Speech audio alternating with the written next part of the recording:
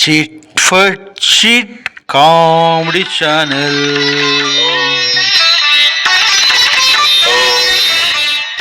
Comedy news from Narad. ఈరోజు మన topic Dev ఆదాయ శాఖ. ఫర్ ఎగ్జాంపుల్, తిరుమల తిరుపతి దేవస్థానం ధర్మకర్తల మండలి వైవి సుబ్బారెడ్డి గారి ఆధ్వర్యంలో ఆదాయాన్ని పెంచడానికి ఎంత కృషి చేశారో ఒకసారి విందాం. చెప్తున్నా కదా, స్టార్టింగ్ ఫ్రమ్ సుప్రభాతం 525 ఉంది కదా బాబు. నెక్స్ట్ స్లైడ్ వెళ్ళండి. ఇది 400 800 పెట్టావు కదా, 800 2000 చెయ్యి. ఈ పెంచాయన్న ముందు 2000 చెయ్యి. సుప్రభాతం 2000 చెయ్యి. తోమాల సార్ ఇంగ్లీష్ తోమాల ఆల్రెడీ 2000 చేసావు, 2500 సార్. సేవలన్నీ పెంచొచ్చు సార్. సేవలన్నీ పెంచేసి 300 రూపీస్ ని పెంచకుండా ఉంటే మేలు సార్. అదే మారుతి ప్రసాద్ 1 by 1 డిస్కస్ చేస్తున్నాం కదా, మీ సలహాలు చెప్పండి. నేను ప్రపోజ్ చేసి చెప్తున్నా, నేను ఒక్కటి చెప్తున్నా, మీరు కరెక్ట్ చేయండి అంటున్నా. ఇంగ్లీష్ ఇప్పుడు నోట్ చేసుకోండి అన్న. Load also sir. So many people call whole day.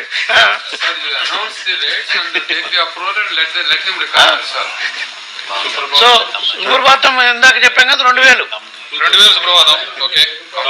తోమాల 2500 లేకపోతే సార్ 45 మినిట్స్ కూర్చుంటారు 10,000 చేయొచ్చు. 45 మినిట్స్ కదా కూర్చున్నది. ఇది జస్ట్ లైక్ అభిషేకం. 5000 చేయండి తోమాల.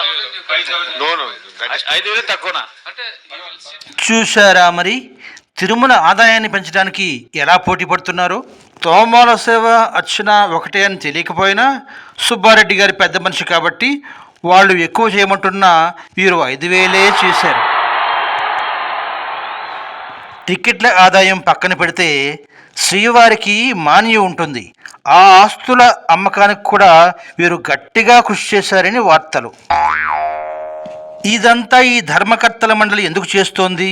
దేవాలయం ఆదాయం పెంచడానికే కదా. ఏమిటి, నిజమే కదా. దేవ ఆదాయ శాఖ, ధర్మ ఆదాయ శాఖ దానికి తగ్గట్టే వారు ప్రవర్తిస్తున్నారు. అవునంటారా కాదంటారా? పరిశీలిద్దాం. Endowments department. It is governed by AP charitable and Hindu religious institutions and endowments act 1987. అసలు ఎండోమెంట్స్ అంటే అర్థం ఏమిటి? ఎండోమెంట్ అంటే ఆధార ద్రవ్యము. ఆ ఆధారం ఏమిటి అంటే మాన్యము. మాన్యము అంటే పన్ను కట్టక్కర్లేని భూమి అని అర్థము. అంటే దేవాలయం కోసం ఇచ్చిన మాన్యంపై వచ్చిన ఆదాయాన్ని ఆ ఆలయం నిర్వహణ కోసం ఖర్చు పెట్టమని అర్థం. దానికి పరిరక్షకులుగా నీతి నిబద్ధతతో ధర్మంగా మెలిగేవారే ధర్మకర్తలు. ఇందులో ఎక్కడైనా ఆదాయం కోసం వ్యాపారం చేయమనే అర్థం ఉందా? మరి లేని దానికి దేవ ఆదాయ శాఖ, ధర్మ ఆదాయ శాఖ అని ఎందుకు పెట్టేశారు? అసలు కామెడీ అంతా ఇక్కడే ఉంది. ఎండోమెంట్స్ డిపార్ట్మెంట్ అడ్మినిస్ట్రేషన్ రాష్ట్రంలో ఆదాయాన్ని బట్టి ఆలయాల్ని కేటగరైజ్ చేస్తుంది. ₹1,00,00,000 పైగా ఆదాయం ఉన్నవి 6Aలోకి, 50,000 నుంచి 5 లక్షల వరకు ఆదాయం ఉండేవి 6Cలోకి వస్తాయి.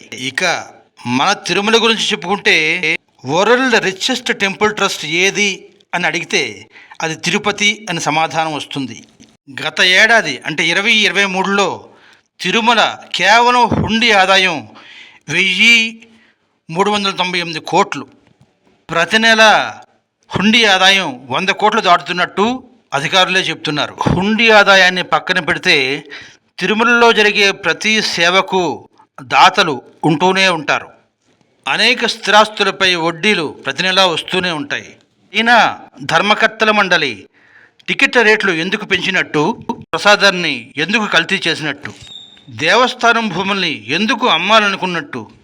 ఈ ప్రశ్న కేవలం తిరుమలకు మాత్రమే కాదు, దేశంలో ప్రతి దేవాలయానికి సంబంధించిన ప్రశ్న.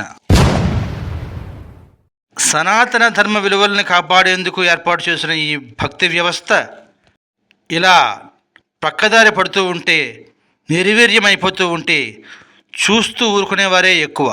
స్వాతంత్ర్య ఉద్యమంలో నాయకులకు ఎదురైన ప్రశ్న ప్రజల్లో చైతన్యం కొరవడ్డమే. అప్పుడంటే వేరు, ఇప్పుడేమైంది? ఈ ప్రజలకి ఏమైంది? ఒక ఆలయంలో నేను కనుగొన్న విషయం ఏమిటంటే వారు ఏ సేవకి టికెట్ పెట్టలేదు, కానీ ఆ ఆలయం యొక్క ఆదాయం టికెట్లు పెట్టిన దేవాలయాల కంటే ఎక్కువ. కోర్స్ దాన్ని కూడా ప్రభుత్వం తీసేసుకుంది అనుకోండి. మరో కామెడీ విషయం ఏమిటంటే డిప్యూటీ సీఎం గారు దీక్ష ఎందుకు పట్టారు అన్నది ఎవరికీ అర్థం కావడం లేదట. రాష్ట్ర ప్రభుత్వం తరఫున మన ముఖ్యమంత్రి గారు రేపు బ్రహ్మోత్సవాలకి పట్టు వస్త్రాలు సమర్పిస్తారు. ఇది అందరి ప్రజల తరఫున, అలాగే డిప్యూటీ సీఎం గారు అందరి ప్రజల తరఫునే దీక్ష చేపట్టారు. నేటి మన జోకు వార్త. మన పిచ్చి పుల్లయ్య గారు ఏమంటారంటే అసలు ఇదంతా దైవానికి ఆదాయం, ధర్మానికి ఆదాయం అని తగిలించడం వల్ల కాదా అంట. భక్తుడు అలాగా వ్యాపారం ఆడుతున్నాడు కదా, నాకు ఆ కోరిక తీరుస్తే ఈ మొక్కు తీరుస్తానని మళ్ళీ వ్యాపారం ఎందుకు అంట.